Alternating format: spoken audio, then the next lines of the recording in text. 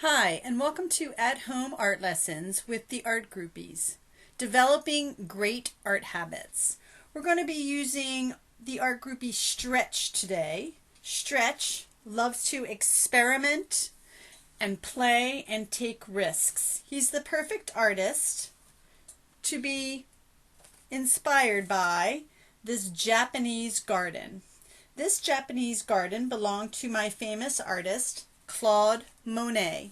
Claude Monet painted the same bridge over and over again at least 200 times.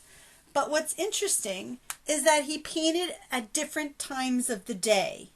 In the morning, he would paint his Japanese bridge, and the colors might appear a lot brighter than perhaps at noon, where the colors were a little bit greener. Lastly, maybe he was painting it at dusk.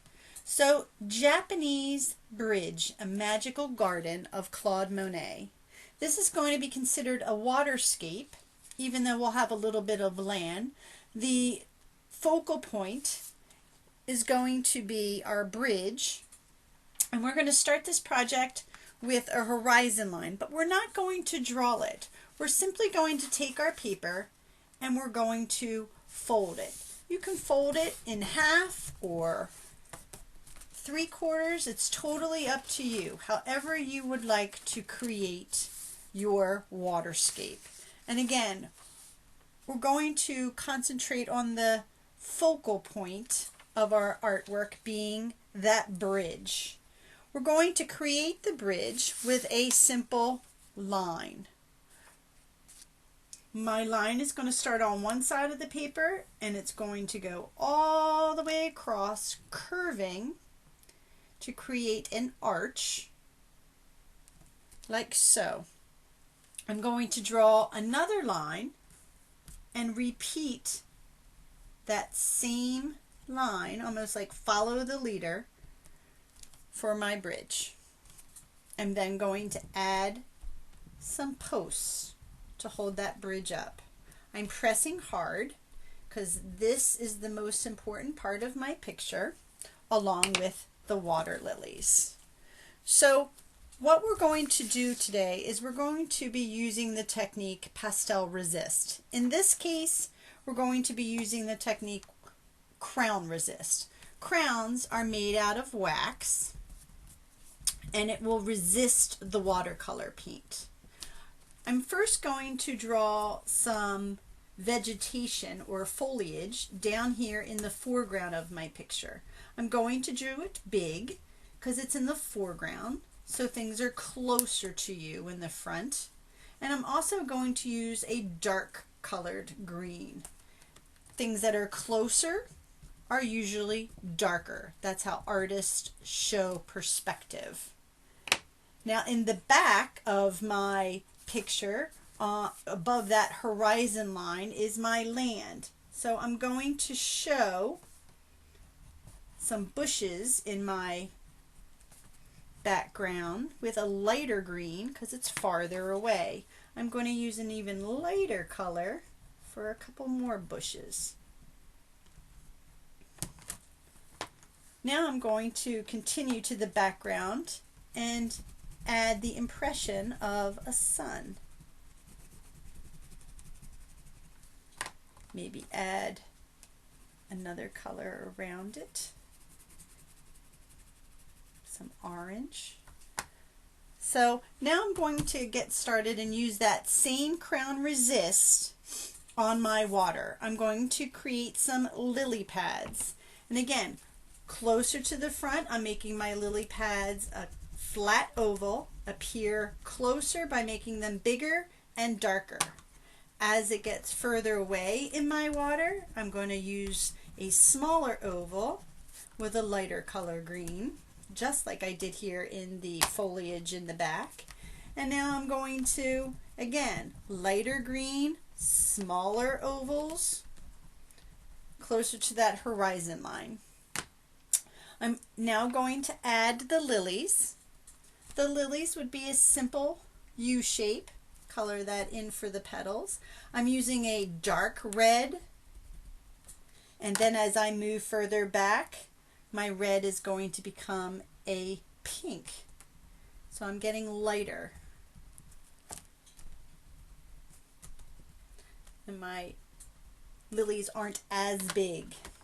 Now I'm going to show them moving further in the back by using a light pink. And again, not as detailed, not as perfect, to show that they're further away.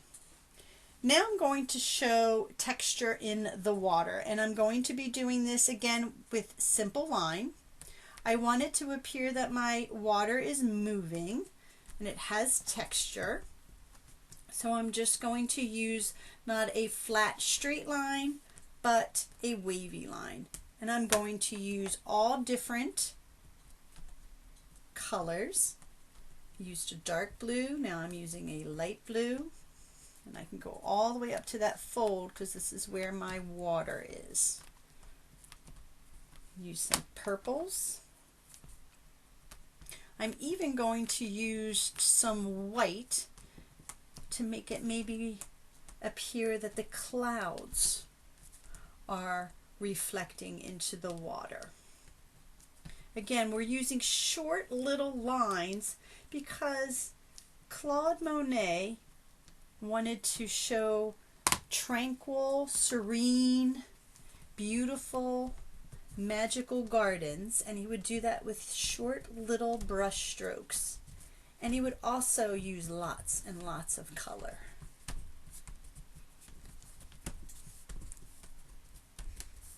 Now I don't want my colors to mix together like a wet into wet technique.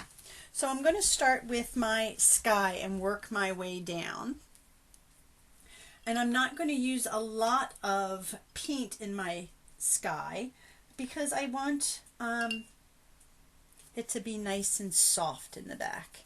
And I think I'm going to stick with that beautiful sunrise kind of feel and not make my skies with blues, but with oranges and yellows and some pink perhaps.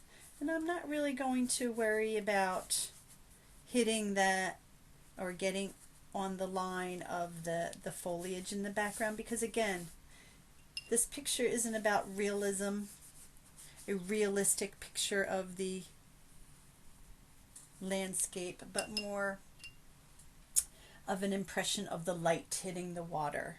I'm going to use a lighter green to create that foliage feel. If you wanted to, you could probably add some flowers into your foliage in the background. My focal point again is my bridge and the water lily, so I'm just going to focus on that in my painting. So there's my landscape above the horizon line. Now I'm going to work on the water. Now this is a cool technique to make my water appear magical. Is I'm going to use regular everyday table salt. When you sprinkle the table salt on the wet paint, it will appear that it's shimmering and that it's magical. So the first thing I'm going to do, and again you have to make sure it's wet, I'm going to use those little dabs just like I did with my lines. I'm going to do the same thing with my brush strokes. And you kind of have to move quickly here because we need to have that water wet for that magical feel to occur with the salt. I'm going to try that darker color up front with my water because the foreground is supposed to be darker and bolder. I can move around my water, collecting that paint, and get softer in the background.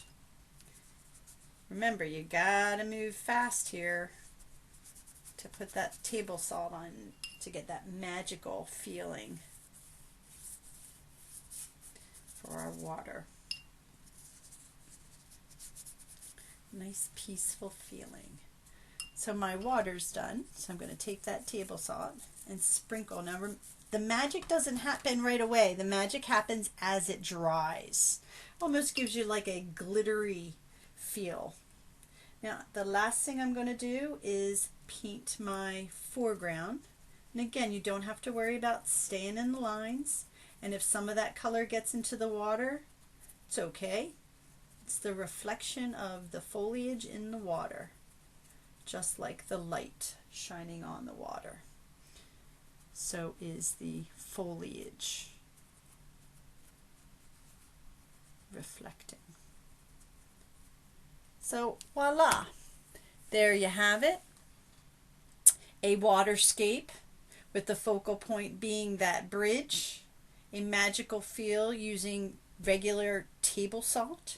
I created pastel or wax resist with my crowns, and we were working with the artist Claude Monet, who is an impressionist artist, painted the same image over and over again 200 times outside to get a different feel for whatever the image was at that different time of the day. So thanks for joining me. I hope you had fun playing and experimenting with Claude Monet. Until next time.